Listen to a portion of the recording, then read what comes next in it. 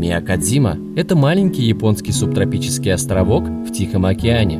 Наш лайнер ходит сюда относительно регулярно, и обычно мы успеваем лишь насладиться близлежащими пляжами и центром, в общем тем, что находится в радиусе доступности наших велосипедов. Но в этот раз мы разыскали местного гида, и что еще приятнее, замечательную русскую девчонку, которая на своем личном авто покажет нам самые отдаленные уголки острова. Этот выпуск мы готовили много недель. Здесь собраны локации, которые мы посетили за 9 однодневных визитов на Мияко. Так что обещаю вам умопомрачительные красоты в хорошей компании. Let's go!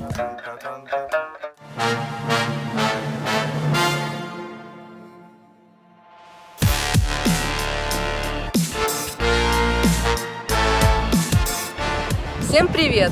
Меня зовут Людмила, и я являюсь сопровождающим на острове Мияко. Я до сих пор еще в шоке, что мы нашли русскоговорящего человека на этом острове. И это круто. Сколько? 15 лет здесь живешь? Да. Обалдеть. Замужем 14 лет. Ого. По-японски говорится «хитоме боре», любовь с первого взгляда. Мила – уроженка Украины, но всю свою жизнь прожила в Хабаровске. Теперь ее дом здесь, в Японии. Она занимается круизным бизнесом и в свободное время подрабатывает гидом. По пути к нашей первой локации мы попали на самый длинный бесплатный мост в Японии, который сам по себе уже является достопримечательностью. Миякадзима считается японской провинцией, и я поинтересовался у Милы, сколько же здесь будет стоить купить дом. Грубо говоря, 300 тысяч долларов. Старый дом. А если построить новый, ну уже как бы 400-500. Катаясь по острову, то и дело мелькают белоснежные полоски шикарных диких пляжей. Иногда ты просто не можешь не остановиться.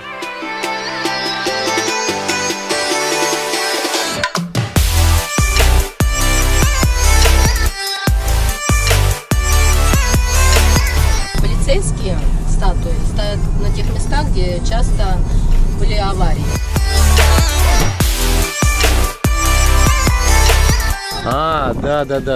Да. Что это такое? Ведь они сладкие. Сладкие, съедобные, а есть не сладкие. Ну попробуй. Ну что, давайте кусанем, я думаю, что не отравимся. Обратите внимание, видите, желтый уже готовый.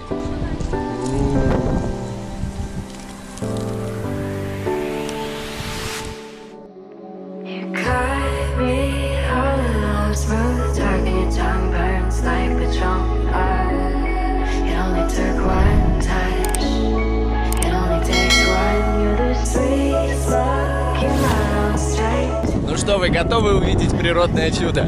Смотрите.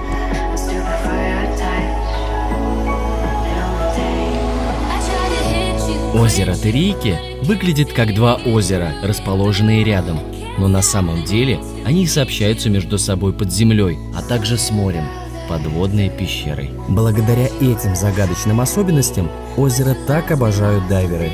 Как правило, погружение начинается со стороны моря, и затем по пещерам дайверы попадают в озеро.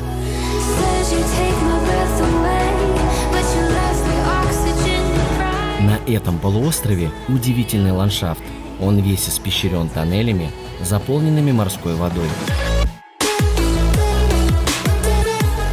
Посмотрели озера, посмотрели утес. Вот сколько я путешествую, я никогда такого не видел. Сейчас направляемся немножко освежиться.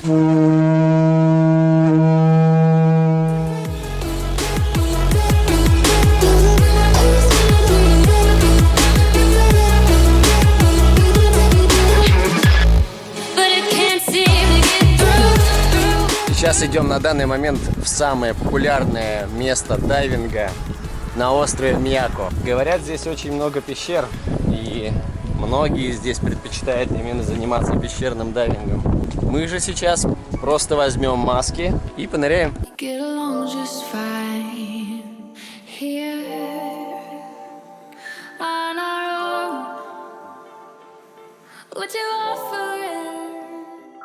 Another money mind. Oh, you wanna rob me blind? Well, I don't know this time. Oh, the one that just a liar.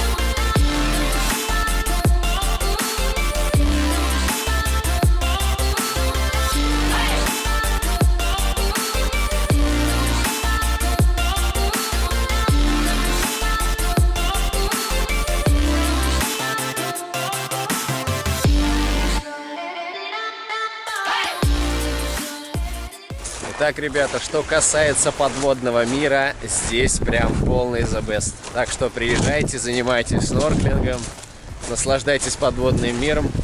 Он здесь и вправду крутой. Вот так едем мы по дороге и смотрите, что нашли. Плюшка для гольфа.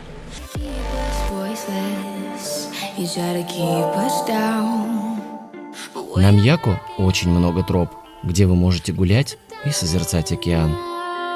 Screaming till you're breathless, till all the voices drown. We ain't backing down. Oh, our time is now. Мила, расскажи, пожалуйста, также, наверняка многим будет интересно, какие зарплаты вообще вот здесь вот в Японии. Про всю Японию я не скажу. Про Мияко, но здесь где-то примерно 150-200 тысяч йен в месяц. Пенсии, кстати, пенсии у японцев вообще какие, ты знаешь?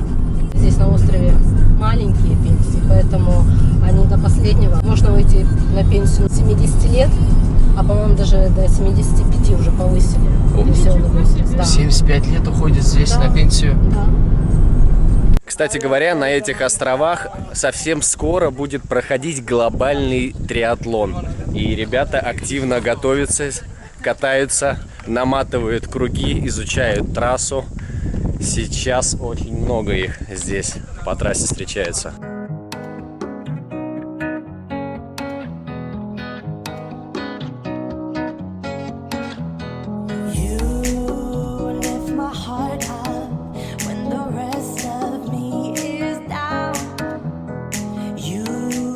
Так, мы сейчас приехали в такое местечко на этом острове. Здесь местный рынок и продают здесь свежие морепродукты. Мила сейчас нам немножко сделает экскурсию по этому месту. Ну что, пойдемте посмотрим местный японский рынок, что там продают.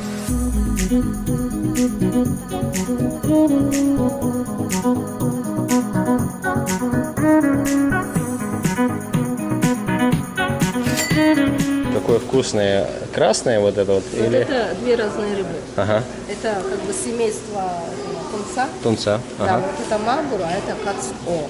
Какая из них лучше? Магуру. Магуру. Магуру дороже.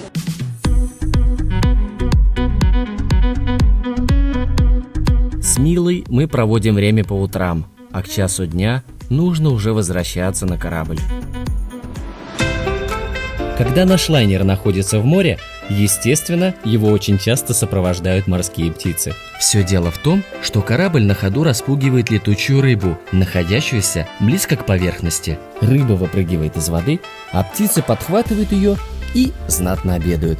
Очень увлекательно наблюдать за этим процессом. Порода этих птиц называется олуши, но мы с Ириной называем их пупики. Сегодня с одним из пупиков произошла очень интересная история. Такого никогда не было. Не шмогла я лететь, не шмогла. Птица приземлилась на нос лайнера и никак не могла взлететь из-за сильнейшего ветра.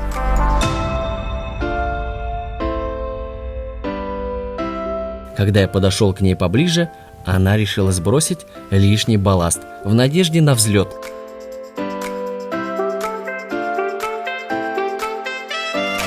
Рыба оказалась весьма приличной по размеру и уже начала перевариваться. Посмотрите, вот моя рука, а вот эта рыбина. Досмотрите это видео до конца, и вы увидите больше нашей корабельной жизни и то, чем мы занимаемся на лайнере.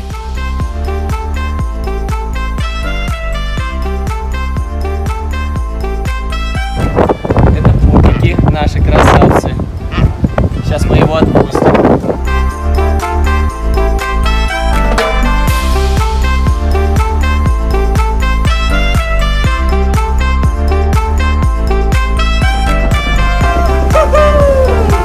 Это кто сделал доброе дело? Да, я. Очень хорошо, что все хорошо. Всем доброе утро! Сегодня снова будет с вами немножко Миякадзимы. Мы продолжаем прогуливаться по этому острову, по отдаленным местам. Сегодня с нами снова будет наша прекрасная Мила.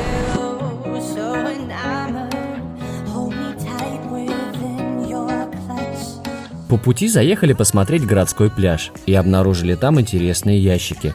Оказалось, это защита от медуз. В общем, знаете, если вы купаетесь здесь на городском пляже и вас ужалила медуза, есть уксус, обработайте место ожога и вам значительно полегчает. Любопытно, на городском пляже есть старые оборонительные укрытия японские, но входа нет. Смотрите, как выглядит это. Подарок? Трохусы? Да ладно. Охренеть, трохусы. Забираем, что я могу сказать. Ну это очень крутые трохусы. А мы едем дальше. Опа! Красавчик.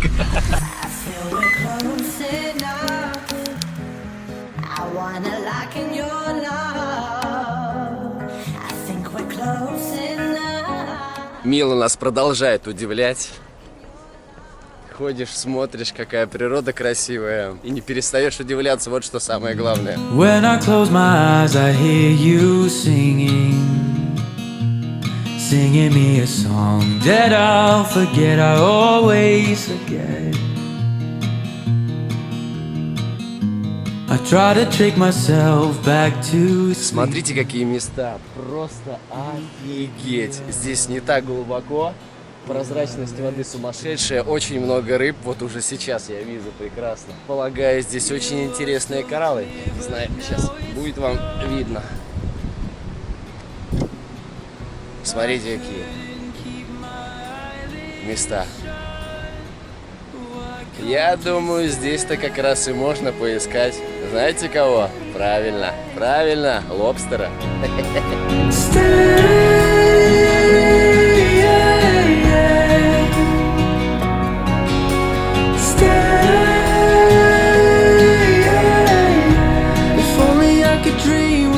Остров весь окружен коралловым рифом. В любом парке, если он находится на побережье, всегда можно заняться снорклингом или дайвингом.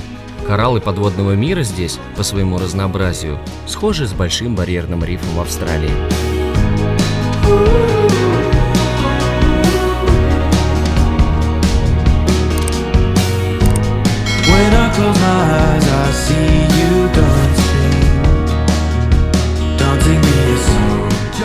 Ух ты, ёптать.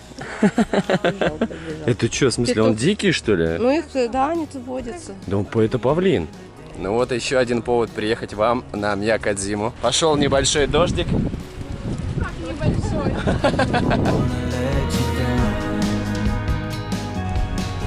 А вот и дождь усилился уже. Я не знаю, будет что-то видно или нет, но дождь очень сильный.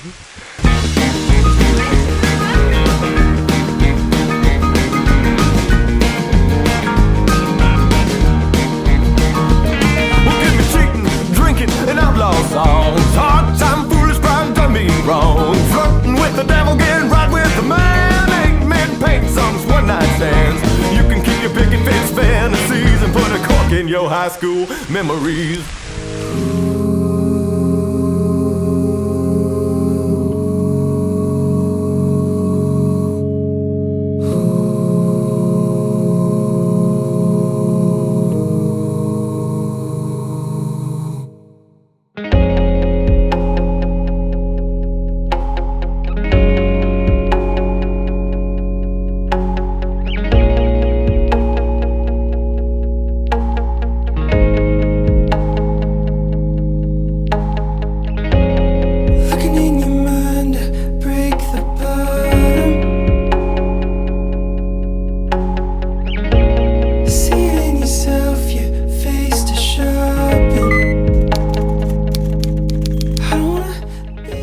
Вдоль трассы в некоторых местах встречаются склепы. Мне японец сказал, что это неспроста, вот оно такой внешний вид имеет. Что вот как дети рождаются из материнского чрева, и так вот, когда умирают, они вроде как входят.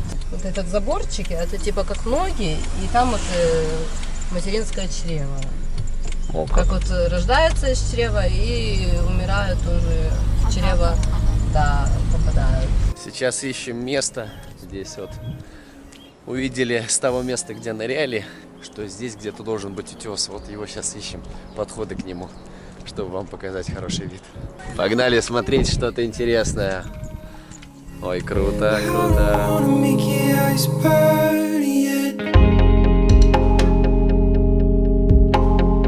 В хорошую погоду и правильный сезон отсюда можно наблюдать за миграцией китов.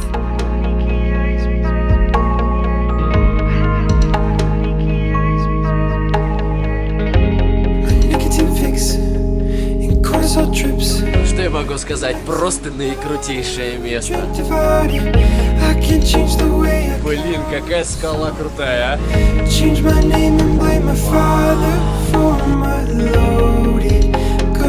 Да ладно, покажу вам.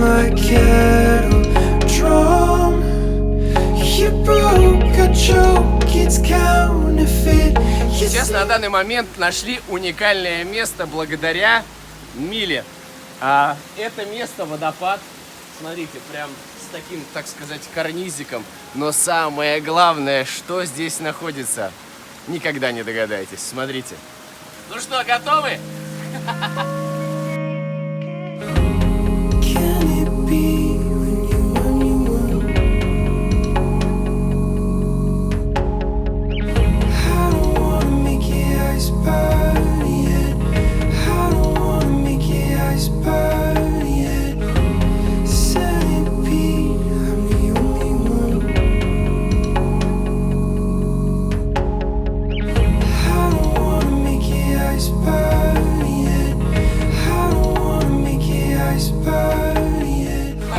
Трогают, они обрабатывают меня, как, знаете, рыбки.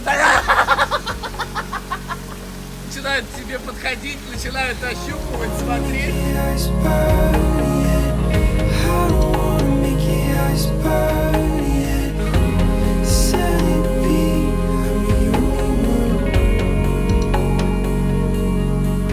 Японии есть уникальная возможность в этом водопаде сделать пилинг. Да не простой пилинг, а креветочный пилинг. Когда креветки привыкают к вашему нахождению в их среде, они подходят и начинают пробовать себя на вкус.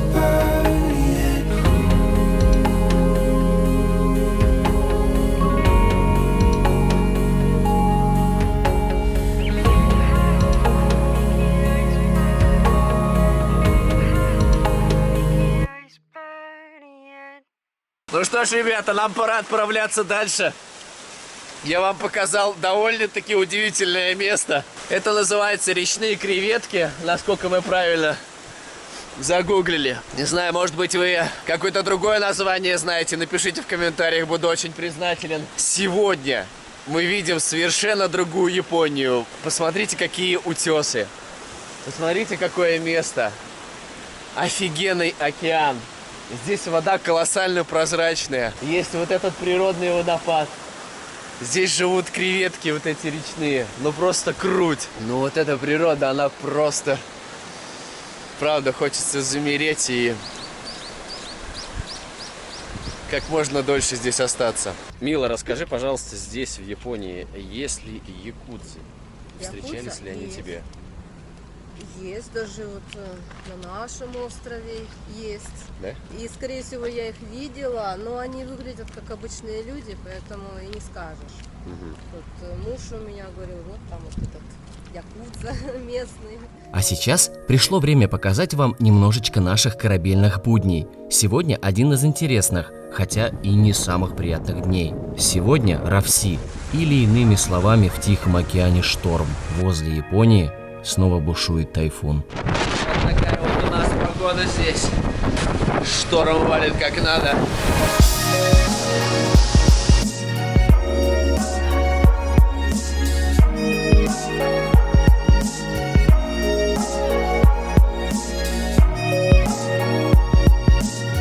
Вот сейчас вот я реально промок до нитки. В корабль заходишь, а везде, естественно, кондиционеры и холодно, конечно же, после улицы.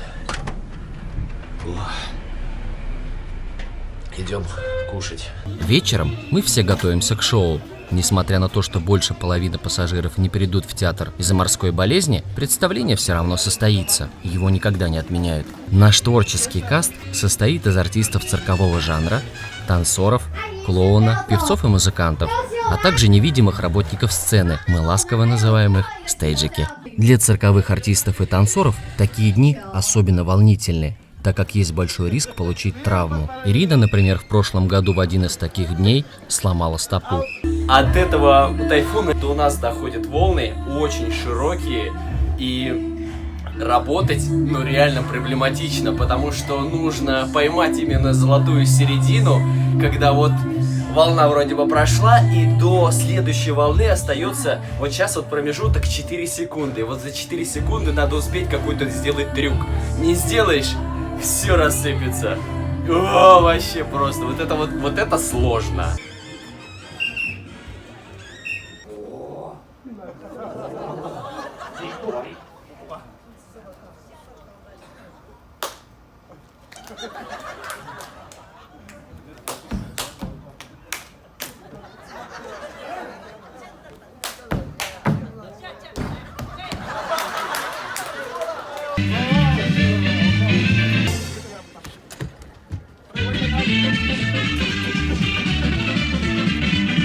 Ты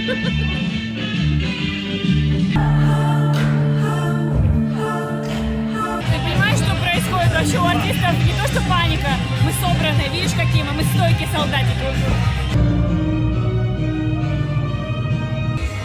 Ох, сейчас пойду отжигать. Руки в магнезии, руки готовы, чтобы не потели. В общем, сейчас дам жару, смотрите.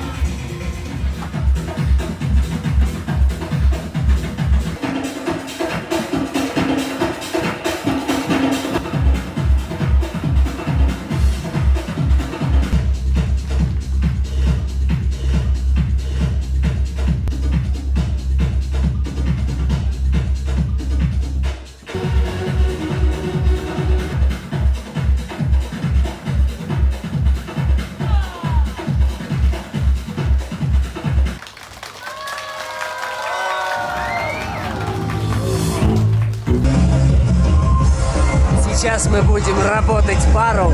Ух!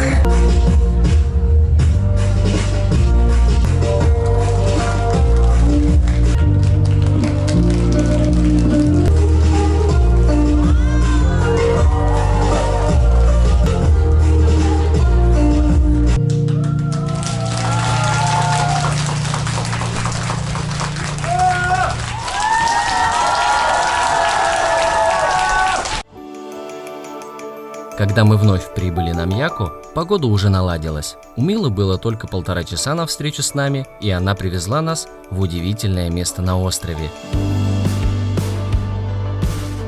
Во время отлива здесь выступает длинная коса белоснежного песка, уходящая в море. Безумно красиво.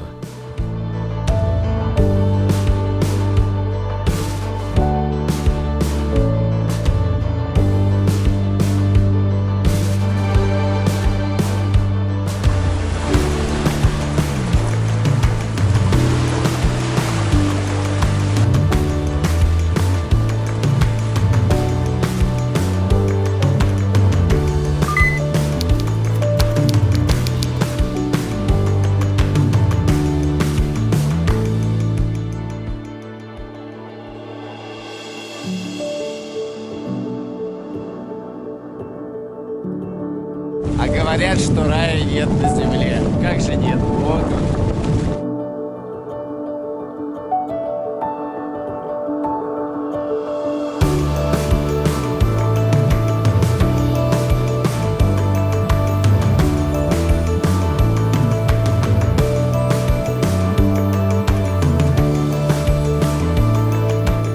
Друзья, выпуск уже получился достаточно длинным, так что новые приключения с Милой на острове, а также нашу корабельную жизнь вы уже увидите в следующем выпуске. Напиши в комментариях, что еще о Японии ты бы хотел увидеть у меня на канале. Если было интересно, подпишись на канал и не забудь поставить лайк этому видео.